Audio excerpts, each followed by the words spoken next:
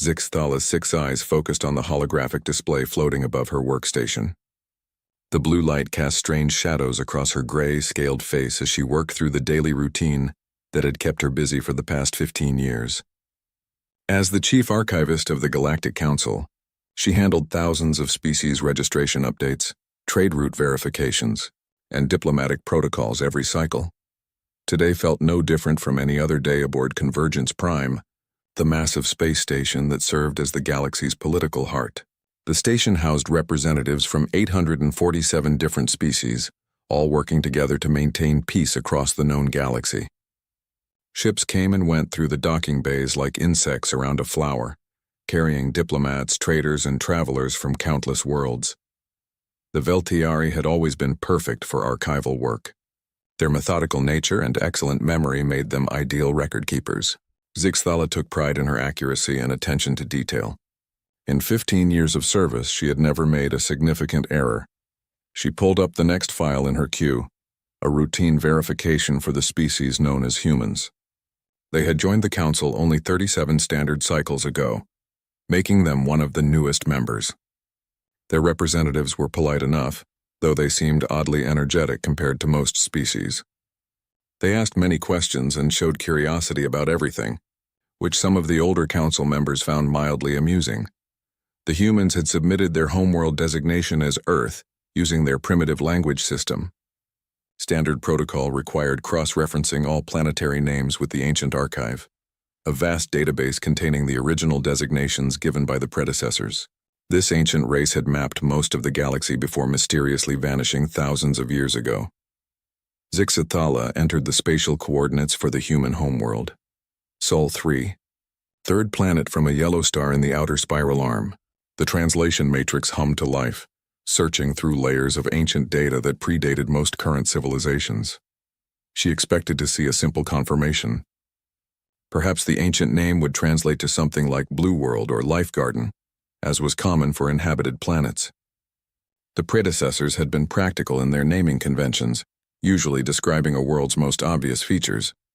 The screen flickered. Lines of ancient text appeared, symbols that few beings in the current galaxy could read without computer assistance. The translation matrix worked slowly, parsing meaning from a language that was older than written history for most species. Zixthala watched the symbols change, reshape and resolve into modern galactic standard. When the translation completed, she stared at the result for several long moments. Her breathing apparatus made a harsh whistling sound as she fought to process what she was seeing. The ancient name for the human homeworld was not Earth or Terra or anything remotely pleasant. The symbols formed words that made her scales stand on end. Kithmala Vexanthara Quad High. In modern translation, this meant roughly the forge where nightmares are born, or birth world of the endless hunger. Zixthala checked her work 3 times. She ran the coordinates again. She verified the translation matrix calibration. Every result was the same. The homeworld of the friendly, curious humans carried one of the most terrifying designations in the entire ancient archive. Her hands trembled as she accessed the restricted files associated with that designation. Most archives of this age required special clearance, but as chief archivist, Zixthala had access to nearly everything. What she found in those files made her question everything she thought she knew about the galaxy. The predecessors had left detailed warnings about this world. Not just simple cautions, but desperate pleas for future civilizations to avoid the entire system. The record spoke of a planet where evolution had taken a twisted path, where the dominant species had turned survival into something monstrous. According to the files, the beings from this world did not simply fight for resources or territory like normal species. They weaponized everything around them. Their environment, their biology, their social structures, even their capacity for learning had all become tools for an endless cycle of conflict and improvement. The predecessors described creatures that could adapt to any challenge, overcome any obstacle, and turn every disadvantage into strength. They did not wage war like civilized beings with rules and honor. They perfected warfare into an art form that consumed everything in its path. Most terrifying of all, these beings seemed to thrive on adversity. Where other species would be broken by hardship, they grew stronger. Where others would seek peace and stability, they created new challenges for themselves. Zixthala's workstation chimed with an incoming priority message. Her supervisor, Archive Master Velthon, appeared on the communication screen. His usually calm demeanor showed cracks of concern. Zixthala, I have received an unusual data request from the Security Council. They want immediate verification of all human-related files in the ancient archive. They marked it as highest priority. Do you know anything about this? She looked at the damning evidence still glowing on her screen. I believe I may have triggered their interest, Archive Master. I was conducting routine verification of human homeworld designation when I discovered something unexpected. Velthon's expression grew serious. Transmit your findings immediately. And Zixthala, place a security lock on all related files until further notice. As she compiled her report, Zixthala watched the human delegation through her office window. They were gathered in the central plaza, talking animatedly with representatives from several other species. Ambassador Sarah Chen was gesturing enthusiastically as she described some aspect of human culture to a group of fascinated Altarians. They looked so normal, so harmless. Sarah Chen was a small woman by human standards, barely reaching the shoulder of most other species representatives. Her companion, Dr. James Morrison, was currently showing a group of young alien visitors some pictures of Earth's wildlife on his portable display device. How could these beings be the descendants of the nightmare creatures described in the ancient files? How could their peaceful green world be the same planet that had terrified the predecessors into fleeing the galaxy? But as Zixthala watched more carefully, she began to notice things that had seemed normal before. The way humans moved with casual confidence through spaces that made other species nervous. How they asked questions that pushed boundaries other civilizations had learned to respect. Their tendency to see every problem as something that could be solved rather than something to be endured. She remembered a recent incident when the environmental systems in Section C had failed. While other species had evacuated and waited for repair crews, the human delegation had immediately begun analyzing the problem and proposing solutions. They had seemed genuinely confused when told that such matters were handled by specialists. Within an hour of submitting her report, Zixthala's peaceful workday exploded into chaos. Security personnel arrived to escort her to an emergency briefing. The corridors of Convergence Prime buzzed with unusual activity as word of her discovery spread through the administrative levels. In the high-security briefing room, she found herself facing the most serious gathering she had ever seen. Representatives from the Security Council, the Ancient Studies Department, and several species intelligence services all wanted to hear her report in person. As she explained her findings, she watched the faces around the table grow increasingly pale, gray or whatever color indicated fear in their respective species. The implications of her discovery were becoming clear to everyone present. The humans were not just another young species learning to take their place in galactic civilization. They were the direct descendants of the most terrifying beings the predecessors had ever encountered. And for 37 cycles, the Council had been hosting them, trading with them, and welcoming them into the heart of galactic society. The meeting ended with orders for absolute secrecy, while the Council decided how to handle this revelation. As Zixthala returned to her office, she noticed that security teams had quietly taken positions throughout the areas where humans typically gathered. The galaxy was about to change in ways no one could predict, and it had all started with a simple routine verification that should have taken 5 minutes to complete. Ambassador Sarah Chen noticed the change immediately when she entered the council chambers for the morning session. The usual friendly chatter between different species had been replaced by uncomfortable silence. Representatives who normally greeted her with warm gestures now avoided eye contact entirely. The Altarian delegation, who had shared breakfast with the human team just yesterday, had moved their seats to the far side of the chamber. Even the Peaceful Harmony Collective, known for their welcoming nature toward all species, seemed to shrink away when she passed. "Something's wrong," Dr. James Morrison whispered to her as they took their assigned seats. "Look at the security detail." Sarah glanced around discreetly and saw what he meant. The usual minimal security presence had been tripled. Armed guards from several different species stood at positions that would allow them to respond quickly to any disturbance. Their weapons were not drawn, but their hands rested ready near their holsters. The session began with High Counselor Threshnall calling for order. The ancient Kaith Mori leader's forearms gestured formally as he addressed the assembly. but his usual commanding presence seemed strained. "Honored representatives," Threshnall began, his deep voice carrying easily through the chamber's acoustics. "We have called this emergency session to address a matter of grave importance that has come to the Council's attention." Sarah exchanged worried glances with her team. Emergency sessions were rare and usually involved threats to galactic security or major diplomatic crises. She could not think of anything the human delegation had done that might warrant such attention. "Through routine archival verification, we have discovered information that changes our understanding of one of our member species," Threshnall continued. "The species known as humans possess a history that predates their membership in this council by many thousands of years." The chamber erupted in nervous murmurs. Several representatives turned to stare directly at the human delegation. Sarah felt her stomach tighten as she realized they were the subject of this emergency session. Threshnall raised one of his 4 hands for silence. "I will now call upon Archive Master Velthon to present the findings of the Ancient Studies Department." The elderly Velthiari archivist approached the central podium with obvious reluctance. His usually steady gait seemed hesitant, and his speaking voice lacked its normal confidence. "Honored representatives," Velthon began, "yesterday we discovered that the human homeworld appears in the predecessor archives under a designation that has not been spoken in this chamber for over 10,000 years. He activated the chamber's main display. Ancient symbols appeared in the air above the assembled delegates, slowly rotating to show their complex structure. The predecessor designation for the human homeworld translates to Kethmala Vexanthara Quadhai, the forge where nightmares are born, or birthworld of the endless hunger. The reaction was immediate and intense. Several delegates gasped audibly. The representative from the Peaceful Gardens Collective actually fainted and had to be attended by medical personnel. Others began speaking rapidly in their native languages, clearly agitated.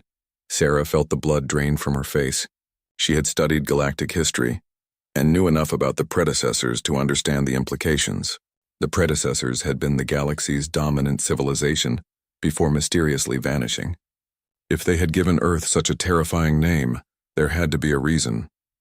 Velthon continued his presentation, his voice growing smaller with each revelation. The archive contains detailed warnings about this world and its dominant species. The predecessors described beings that had weaponized the concept of evolution itself. The ancient files appeared on the display, translated into modern galactic standard. Sarah read with growing horror as the predecessors described her species' ancestors in terms that made them sound like galactic monsters. According to the records, early humans had not simply competed for survival like normal species. They had turned every aspect of their existence into a tool for gaining advantage over their environment and each other. They weaponized their social structures, their technology, their biology, and even their capacity for learning. The predecessors had been particularly disturbed by humanity's relationship with conflict. Where most species sought to avoid or minimize warfare, humans had refined it into an art form. They studied it, perfected it, and used it to drive technological and social advancement. Most troubling, Velthon read from the ancient files, these beings appear to thrive on adversity. Challenges that would destroy other species only make them stronger and more determined. They do not seek peaceful coexistence with their environment. They seek to dominate and reshape it to their will. The final section of the predecessor files contained their most dire warnings. They described a species that would not be content to remain on their homeworld. These beings would spread across the galaxy, adapting to every environment they encountered and changing it to suit their needs. The predecessors concluded, Velthon said, his voice barely above a whisper, that coexistence with this species was impossible. They recommended that all civilized beings avoid contact with this world and its inhabitants at any cost. When the presentation ended, the chamber fell into complete silence. Sarah could hear her own heartbeat and the quiet hum of the station's life support systems. Every eye in the room was focused on the human delegation. High Counselor Threshnall finally spoke. Ambassador Chen, the Council would appreciate your response to these revelations. Sarah stood slowly, her mind racing. She looked around the chamber at faces filled with fear, suspicion, and barely contained panic. These beings had welcomed humans into their community for over 30 years. And now they were learning that humanity carried the galaxy's most terrifying reputation. "Honored counselors," she began, her voice steadier than she felt. "I understand your concern. These records paint a frightening picture of my species' ancestors, but I ask you to consider what you have observed of humanity during our time as council members." She gestured toward her small delegation. "We have participated in hundreds of diplomatic sessions. We have honored our treaties and commitments. We have contributed to galactic prosperity and security. We have made friends among many of your species." Dr. Morrison stood beside her. "If we were the monsters described in those ancient files, would we not have revealed our true nature by now? Would we be sitting here as equals, participating in democratic discourse?" But Sarah could see that their words were having little effect. The fear in the chamber was too deep, too primal. These beings were looking at humans through the lens of ancient terror, reinterpreting every interaction through that dark perspective. Elder Cathera of the Harmony Collective spoke for the first time. Her melodious voice carried centuries of wisdom but also deep concern. "Ambassador Chen, we do not doubt your sincerity or that of your delegation. But consider this from our perspective. For 10,000 years, we have built a galaxy based on cooperation and peaceful coexistence. We have achieved this by avoiding the very traits that made your ancestors so terrifying." She paused, choosing her words carefully.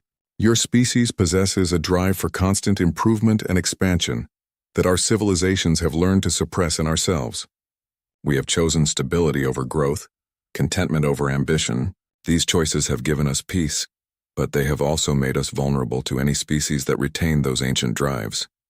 The weight of her words settled over the chamber. Sarah realized that the fear was not just about what humans had been, but about what they represented.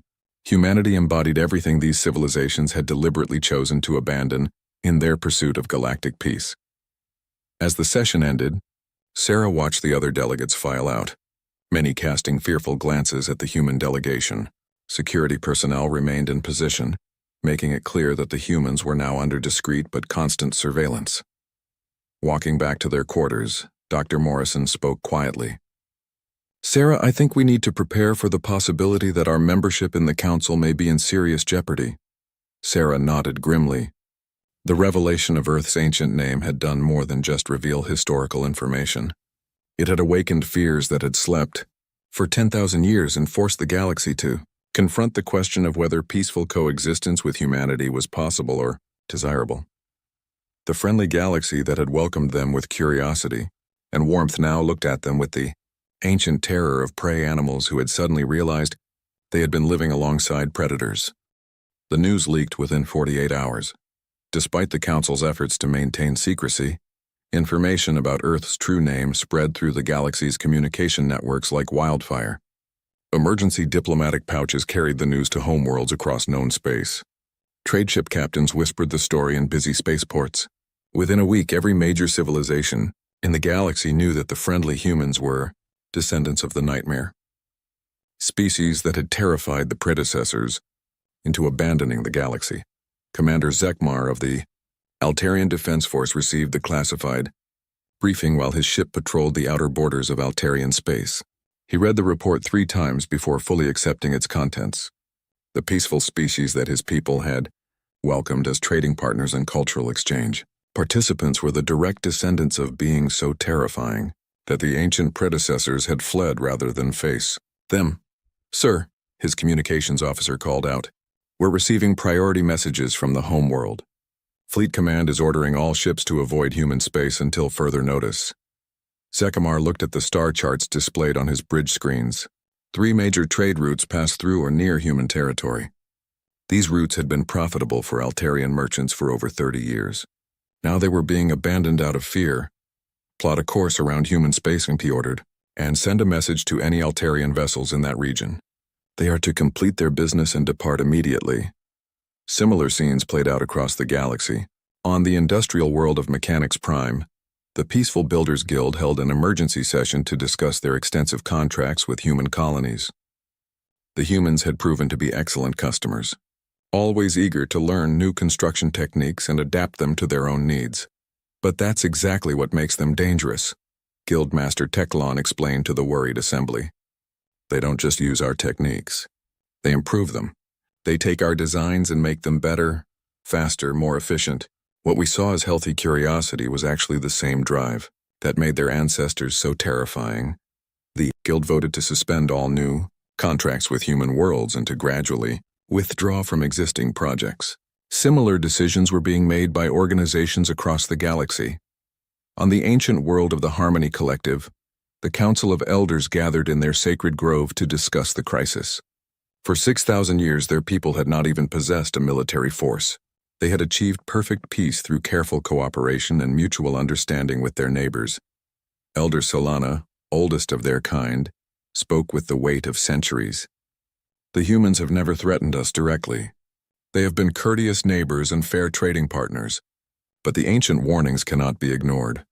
Elder Vexhai, younger but still ancient by human standards, expressed the fear that gripped many hearts. Their courtesy may simply be the calm before the storm. The predecessors described beings who could adapt their behavior to any situation. What if their peaceful nature is simply another adaptation, a tool they use until they are ready to reveal their true purpose? The collective voted to begin construction of defensive installations for the first time in their recorded history. The irony was not lost on them. In their fear of human aggression, they were abandoning the very principles that had made them peaceful. But perhaps nowhere was the panic more intense than among the Kethmori warrior clans. These proud beings had considered themselves the galaxy's premier fighters for thousands of years. Their military traditions and combat prowess were legendary. They served as peacekeepers and protectors for many smaller civilizations. War leader Gorthek studied the ancient files in his fortress on the clan homeworld. His advisors waited nervously as he read the predecessors' descriptions of human warfare capabilities. "They fight without honor," he growled, his forearms gesturing angrily. "They use deception, adaptation, and innovation instead of strength and courage. They turn every disadvantage into an advantage. They do not simply defeat enemies. They learn from every conflict and become stronger." His senior lieutenant Korthek spoke carefully. "War leader, our intelligence suggests that humans have not fought a major war in over 2 centuries. Perhaps they have evolved beyond their warrior nature." Gorthek slammed one massive fist on the table. "Or perhaps they have simply been waiting, building strength, learning our weaknesses while we grew comfortable and complacent." The Kethmori began the largest military mobilization in their recent history.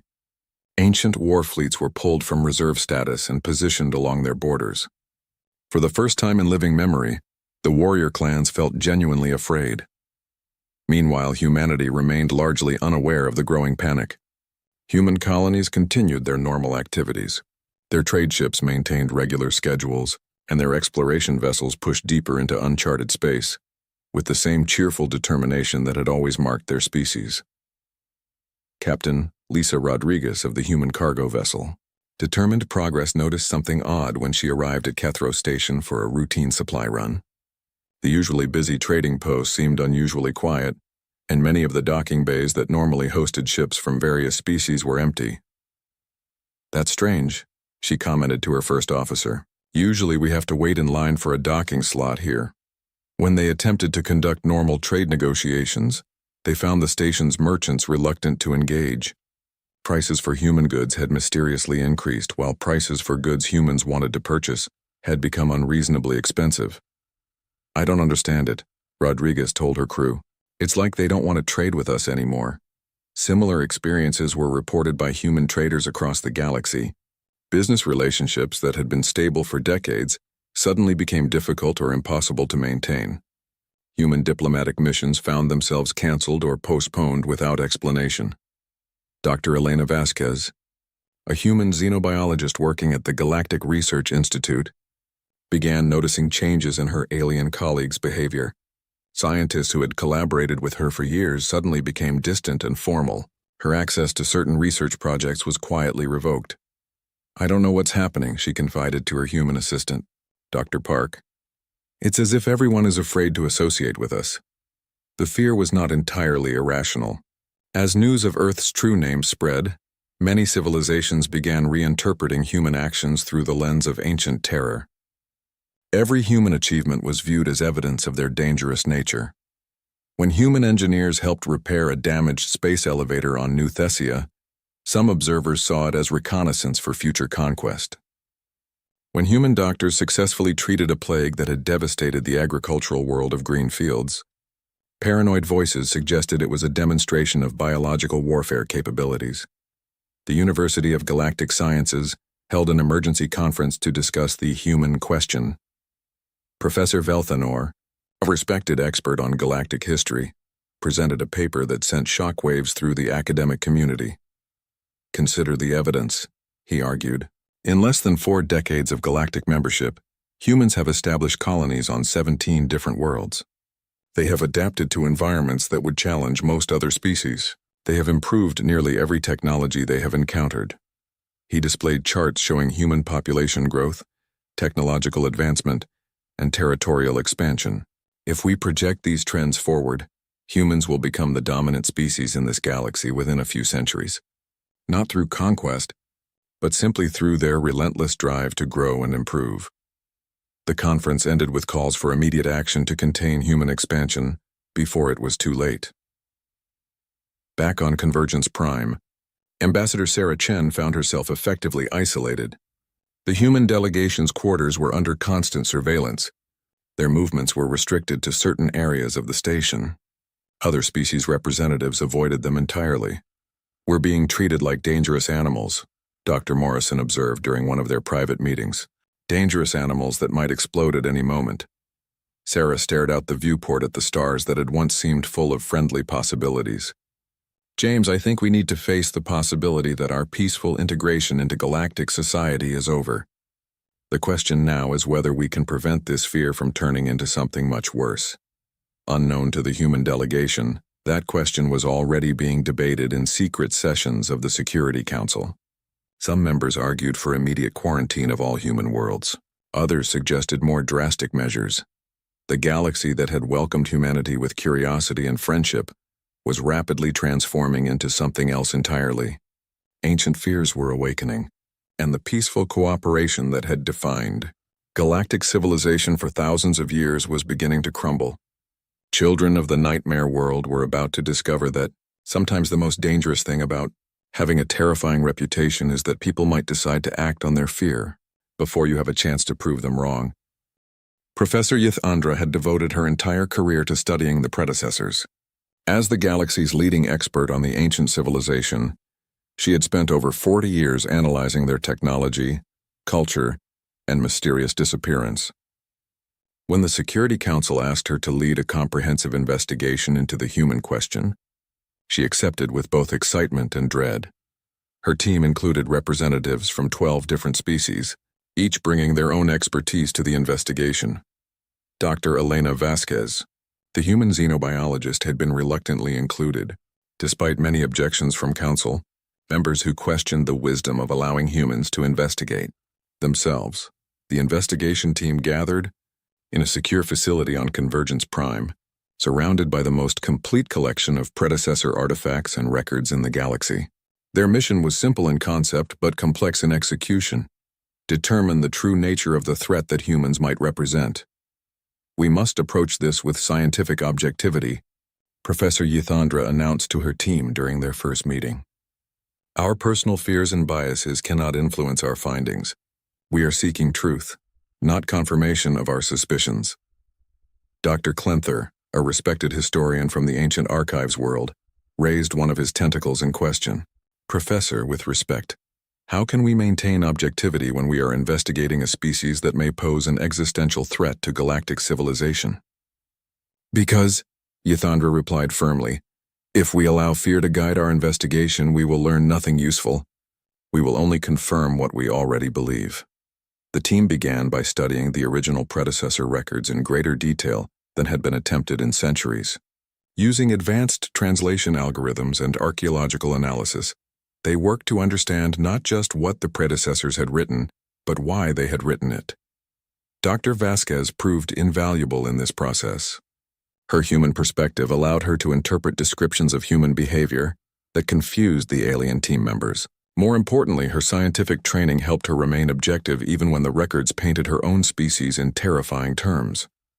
"Look at this passage," she said during their third day of analysis. "The predecessors describe humans as beings who consume challenges. But what does that actually mean?" Dr. Zixthanar, a philosopher from the contemplation worlds, studied the ancient text carefully. It suggests that your species actively seeks out difficulties rather than avoiding them. Most civilized beings work to minimize problems in their lives, but seeking challenges isn't necessarily destructive, Dr. Vasquez pointed out. Scientists seek challenging problems to solve. Artists seek challenging expressions to create. Athletes seek challenging competitions to test themselves. This observation led to a breakthrough in their understanding. The team began to realize that the predecessors might have been describing human behavior accurately, but interpreting it through their own cultural assumptions about what such behavior meant.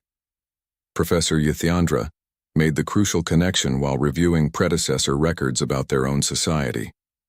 Team, I believe we have been approaching this investigation from the wrong angle. We have been trying to understand what made humans dangerous to the predecessors. We should be asking what made the predecessors vulnerable to humans. The answer, when it emerged, was both simple and profound. The predecessors had achieved their advanced civilization by reaching a state of perfect equilibrium.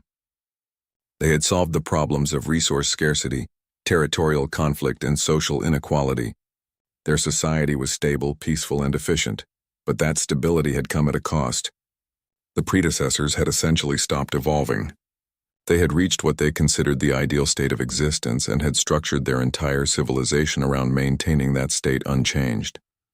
They had achieved perfection, Dr. Clenthor realized, and perfection cannot improve itself without ceasing to be perfect.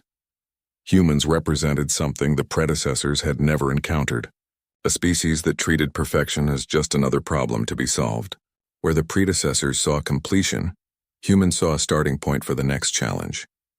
The investigation team studied human history and behavior patterns with new understanding. They saw that humans did indeed possess the traits the predecessors had described, but these traits were not inherently malicious or destructive. Dr. Vasquez provided crucial insights into human psychology. We don't adapt to our environment to dominate it, she explained. We adapt to it so we can understand it better. Understanding leads to improvement, which leads to new challenges, which leads to more adaptation. The team's linguist, Melthara, made another important discovery while studying the ancient language used in the predecessor warnings. The word we translated as consume doesn't necessarily mean destroy, she announced. In the original predecessor language, it can also mean incorporate or internalize. This revelation cast the ancient warnings in an entirely different light. The predecessors had not been describing humans as destroyers of challenges, but as beings who internalize challenges, making them part of their essential nature. They don't fight problems, Professor Yathandra summarized. They absorb them and use them to become stronger. The most disturbing realization came when they studied predecessor records about their final years. The ancient civilization had not been destroyed by external enemies or natural disasters. They had simply stopped growing, stopped changing, and eventually stopped existing. They achieved everything they wanted to achieve, Dr. Vasquez observed, and then they had nothing left to do. The investigation team's final breakthrough came when they analyzed the actual reasons for the predecessors' fear of humanity. The ancient records revealed that the predecessors had not been afraid of human malice or aggression. They had been afraid of human potential. They had realized that if humans were allowed to develop and spread throughout the galaxy, they would not destroy existing civilizations. They would simply outlive them. Every challenge that drove other species to stagnation or extinction would only make humanity stronger and more adaptable. The predecessors had seen their own future in humanity's present. They had recognized that their perfect, stable civilization could not compete with a species that treated stability as just another problem to be solved. The horror, Dr. Clenthor said quietly, was not that humans would conquer the galaxy through warfare. It was that they would inherit it through persistence. Dr. Vasquez presented the team's most significant finding during their final session. Every other species in the galaxy, including the predecessors, evolved to fit their environment. Humans evolved to change their environment to fit them. That's not evil or destructive. It's just different. Professor Yathandra compiled their findings into a comprehensive report that would shake the foundations of galactic understanding. The investigation had revealed that the ancient warnings about humanity were accurate, but incomplete. Humans were indeed the species described in the predecessor records, but the threat they represented was not the one the galaxy had feared. The real danger, Yathandra concluded in her report, is not that humans will destroy galactic civilization. The danger is that they will surpass it. They will continue to grow and adapt and improve while the rest of us remain static, until we become irrelevant through our own choice to stop evolving. The report's most controversial conclusion was its recommendation for how the galaxy should respond to the human presence. Instead of trying to contain or eliminate humanity, Yathandra's team suggested that other species should learn from humans how to rediscover their own capacity for growth and adaptation. The choice before us, the report stated, is not whether to fight humanity or surrender to them. The choice is whether to compete with them or fade away through our own stagnation. When the report was presented to the Security Council, it created a fierce debate that would determine the future of galactic civilization. Some members argued that the investigation had only confirmed their worst fears about human potential. Others began to see humanity's drive for improvement as exactly what their own stagnating civilizations needed. The galaxy stood at a crossroads, forced to choose between the comfortable stability they had known for thousands of years and the uncertain but dynamic future that humanity represented. The investigation had revealed the truth about the ancient warnings, but understanding the truth and knowing how to respond to it were very different challenges. The Security Council chamber had never seen such tension. Representatives from every major galactic civilization crowded into the space, their various forms of seating and environmental requirements creating a chaotic mixture of technologies and atmospheres. The release of Professor Yathandra's investigation report had forced this emergency session, and every species wanted their voice heard in the debate that would determine humanity's fate. War leader Gorthek of the Keth Mori stood at the speaker's podium, his four massive arms gesturing emphatically as he addressed the assembly. "The investigation confirms our worst fears," he declared. "Humans are exactly what the predecessors warned us about. They are not content with their place in the galaxy. They will not stop growing, expanding, improving until they have consumed everything around them." His words resonated with many in the chamber. The fear that had gripped the galaxy over the past weeks had not diminished with understanding. If anything, knowing that the ancient warnings were accurate had made the fear worse. "We have two choices," Gorthek continued. "We can act now, while we still have the advantage of numbers and preparation, or we can wait until humanity's inevitable expansion makes resistance impossible." Elder Solana of the Harmony Collective responded from her delegation's area. Her melodic voice carried clearly through the chamber's translation systems. "War leader Gorthek speaks of acting against a species that has committed no crimes except being what they are. This is not justice. This is genocide born from fear. And what alternative do you propose?" demanded Representative Vextilar from the Industrial Consortium. "Do we simply wait and hope that humanity will be content to coexist peacefully while they inevitably surpass every other civilization in the galaxy?" Ambassador Sarah Chen had been granted permission to address the council, though she knew that many members would prefer not to hear from humanity at all. As she approached the speaker's podium, she could feel the weight of hundreds of alien gazes upon her. The decision made in this chamber would determine whether humanity had a future in galactic civilization, or would face isolation, containment, or worse. "Honored representatives," she began, her voice steady despite the magnitude of the moment. "I stand before you not as a representative of the nightmare species described in ancient warnings, but as a human being who has spent the last 37 years of her life working for peace and cooperation among our peoples." She paused, looking around the chamber at faces filled with fear, anger, and uncertainty. "Yes, humans are driven to grow and improve. Yes, we adapt to challenges rather than avoiding them. Yes, we change our environment instead of simply accepting it. But these traits have led us to join your galactic community, not to conquer it." Dr. James Morrison joined her at the podium. "For over 3 decades, humanity has been part of this council. We have honored our treaties, contributed to galactic prosperity, and made friends among your peoples. If we were the monsters described in those ancient files, would we not have revealed our true nature by now?" But Sarah could see that their words alone would not be enough. The fear ran too deep, and the logic of the investigation's findings was too compelling. Humanity's potential for growth was real, and other species' fears about being left behind were justified. "I want to tell you a story," Sarah said, changing her approach. On Earth, there was once a species of large, powerful predators called wolves. Humans encountered these creatures and could have driven them to extinction. Instead, we adapted both ourselves and the wolves. We created a partnership that benefited both species. Those wolves became dogs, humanity's oldest and most loyal companions. She gestured toward the assembled delegates. Humans have been adapting to galactic civilization for 37 years. In that time, we have not remained the same species that the predecessors feared. We have learned cooperation, diplomacy, and mutual respect. We have become something new.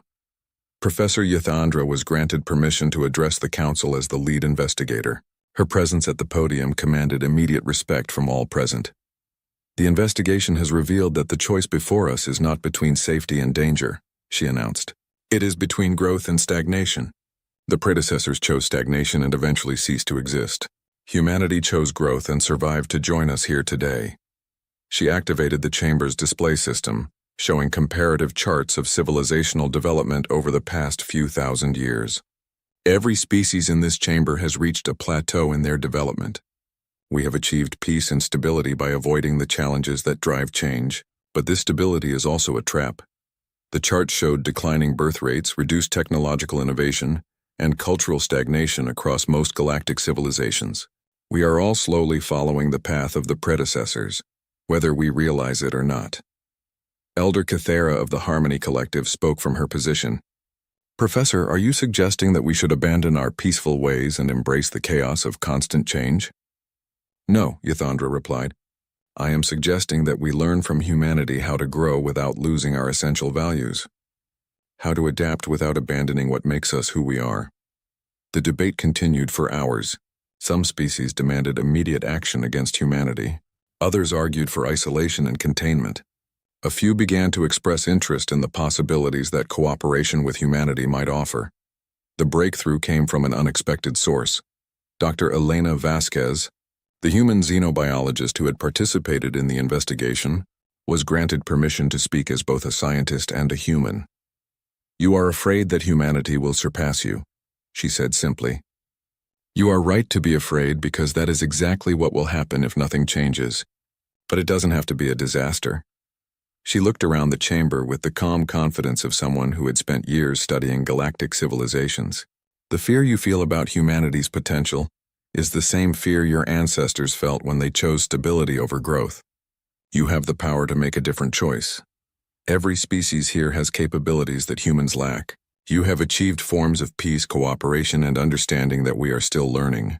If you choose to compete with humanity instead of hiding from us, you will discover strengths you had forgotten you possessed. The final speaker was High Counselor Threshinal himself. The ancient Kethamori leader had remained silent throughout the debate, but his words would carry enormous weight with the assembly. I have lived through many crises in my long life, he began, his deep voice resonating through the chamber.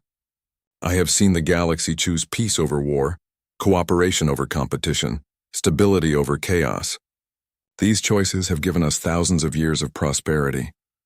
He paused, his forearms moving in a gesture that conveyed deep thought.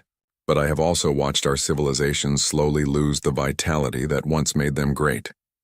We have achieved peace by avoiding challenges, not by overcoming them. Threshinal turned to look directly at the human delegation. The humans represent a choice we must make. We can try to eliminate them out of fear, and in doing so abandon every principle that has guided galactic civilization. We can isolate them and wait for our own inevitable decline. Or we can accept the challenge they represent and rediscover our own capacity for growth. The vote, when it finally came, was closer than anyone had expected. The proposal to take military action against humanity was defeated by a narrow margin. The proposal for complete isolation received more support, but also failed to achieve the necessary consensus. The measure that passed established a new framework for galactic civilization. Humanity would remain a member of the Council, but under new protocols designed to manage their expansion and share their adaptive capabilities with other species. The agreement included provisions for cultural exchange programs, joint research initiatives, and carefully monitored cooperation on challenging projects that would push other species out of their comfortable stagnation. Ambassador Chen signed the accord on behalf of humanity with mixed emotions. They had avoided catastrophe, but at the cost of accepting permanent scrutiny and limitations on their freedom to grow. "It's not perfect," Dr. Morrison observed as they returned to their quarters, "but it's a beginning." Sarah nodded, looking out at the stars that surrounded Convergence Prime. "James, I think we just witnessed the birth of something entirely new. A galactic civilization that chooses to grow instead of just endure." Over the following months, the new protocols were implemented across the galaxy. Human advisors began working with other species on projects designed to challenge them in controlled ways. Alien scientists joined human research teams to study their methods of adaptation and innovation.